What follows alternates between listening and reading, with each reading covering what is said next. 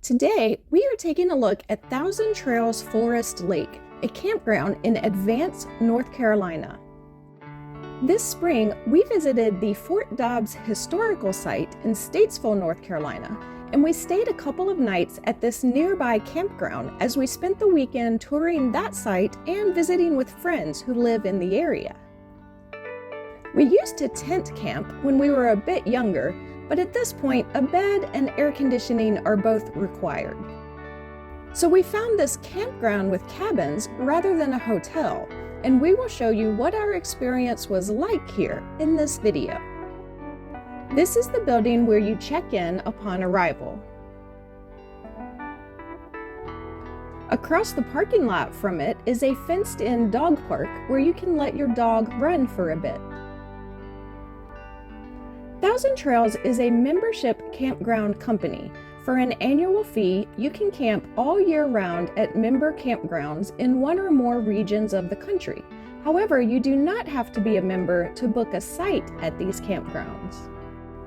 Thousand Trails Forest Lake Campground has 283 campsites. Most were RV sites, but there were a few tent sites as well. This particular campground also had 18 cabins for rent. We stayed in one of them.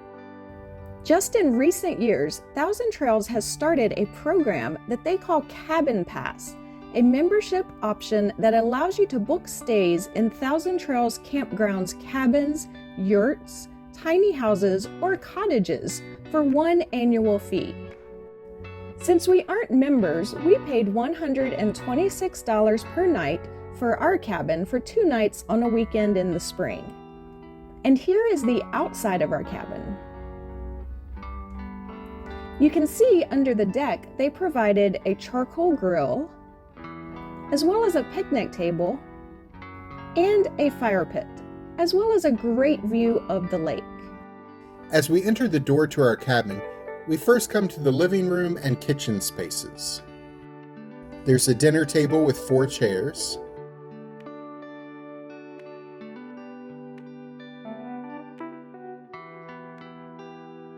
The kitchen came stocked with dishes, a microwave, dish soap and paper towels, a stove and oven, a coffee maker and a toaster, and a refrigerator. Across the room there was a couch.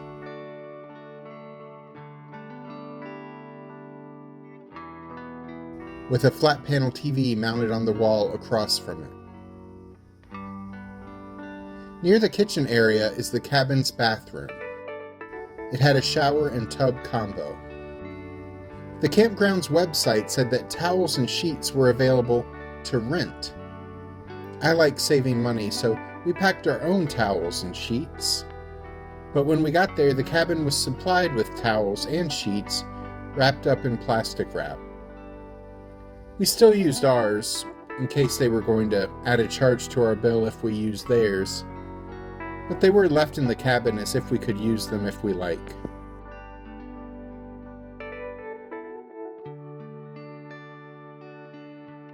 The bedroom had some shelves and hangers to hang up your clothes.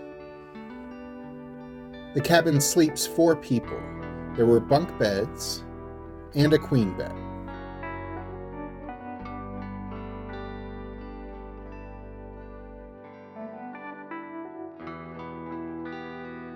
We had a balcony overlooking the lake with a couple deck chairs out there for us to relax and enjoy the view. The balcony also had a trap designed to prevent carpenter bees from boring into the wooden cabins, which was interesting.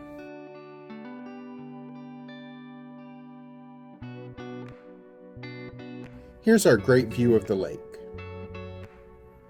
We liked our cabin a lot, but this place had a lot of cool amenities and activities that we want to tell you about. By the way, if you're enjoying this video, please do us a favor and click the like button. One thing we checked out was their mini golf course.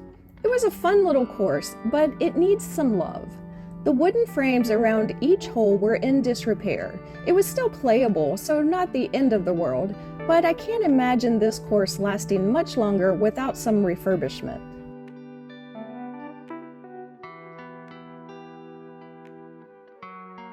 Nearby is a bridge across the lake.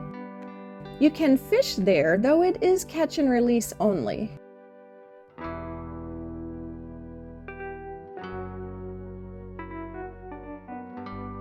On the other side of the lake, there's a sandy beach area near the water with a picnic table. There's a picnic shelter with some more tables behind that. This is the clubhouse, open from 10 a.m. to 10 p.m. daily. Inside is a comfortable seating area in front of the fireplace, as well as a number of tables with chairs where you can play games. The website advertises that there are activities scheduled regularly, like bingo, children's activities, and dances even. I would imagine some of those activities probably take place in here. In the corner of the clubhouse are some games and puzzles that you can use, and a library of books you can borrow.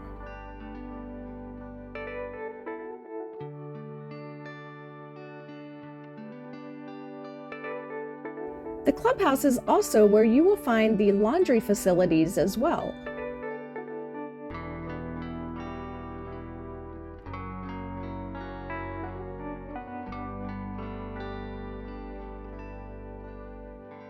One of the resort's pools is connected to the clubhouse too.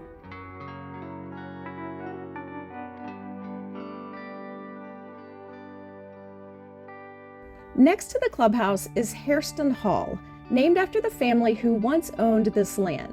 This is where weekly church services are held on Sunday afternoon. A preacher from a local church comes and hosts a service here each week.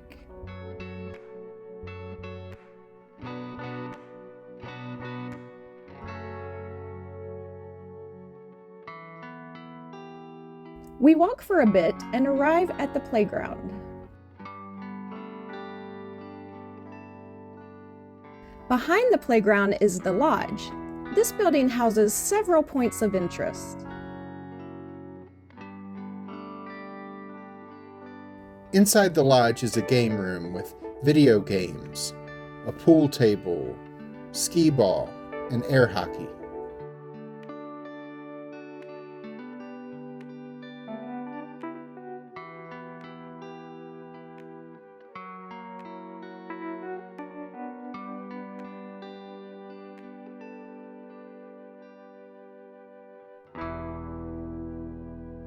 The recreation office, where you can check out sports equipment, is located here as well.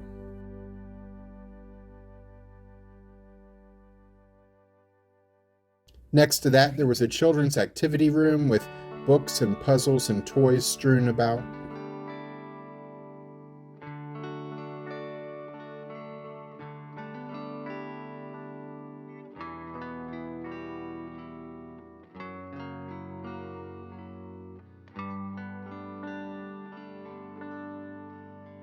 The camp store is in this building, with an ice cream shop inside, as well as some souvenirs and things you may need to purchase during your stay.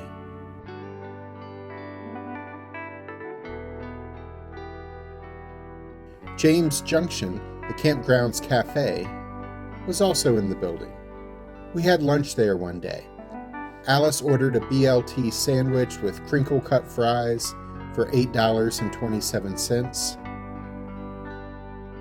I ordered a pepperoni pizza for $12.22. These were combo meals, so our drinks were included. Alice got a tea, and I got a Mountain Dew. The food here was pretty good. It is campground snack bar food, though, so if your hopes aren't set very high, you will likely not be very disappointed. Behind this building is a covered picnic table area. It also has a stage. The website mentions live entertainment, so I imagine this is a place where that happens sometimes. The campground's other pool is located alongside this building. And behind that pool, there's a 2-foot deep kiddie pool. There's lots of other outdoor activities like horseshoes and cornhole.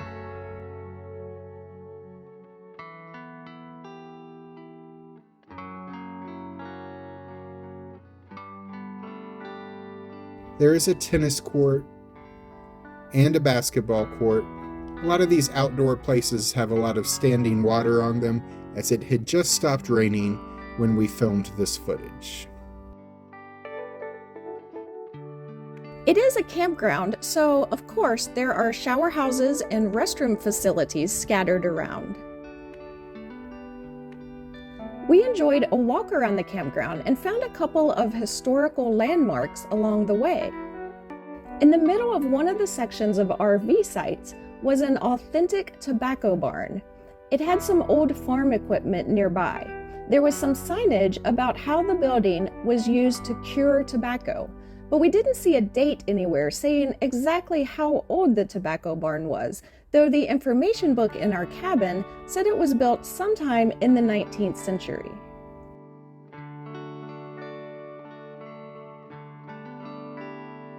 The campground also has a walking trail, which we enjoyed. Along the way on the trail was a historic pioneer cemetery with some graves dating back to the early 1800s.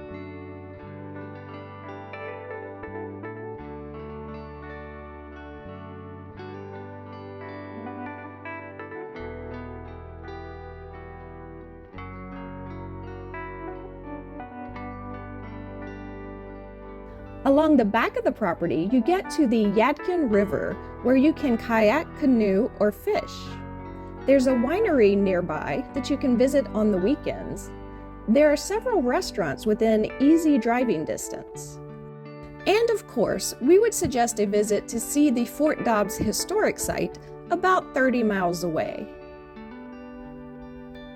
We enjoyed our stay here. I can see how this would be a fun place to spend a whole week. There's plenty to do at Thousand Trails Forest Lake, and it's a great place for a family to enjoy a vacation relatively inexpensively. Click the links at the end of this video to see our video about our visit to Fort Dobbs, or check out a video about another time we stayed at a campground in a yurt. I'm Alice. And I'm Jack. Be sure to click the subscribe button and the notification bell so we can see you the next time we're traveling through.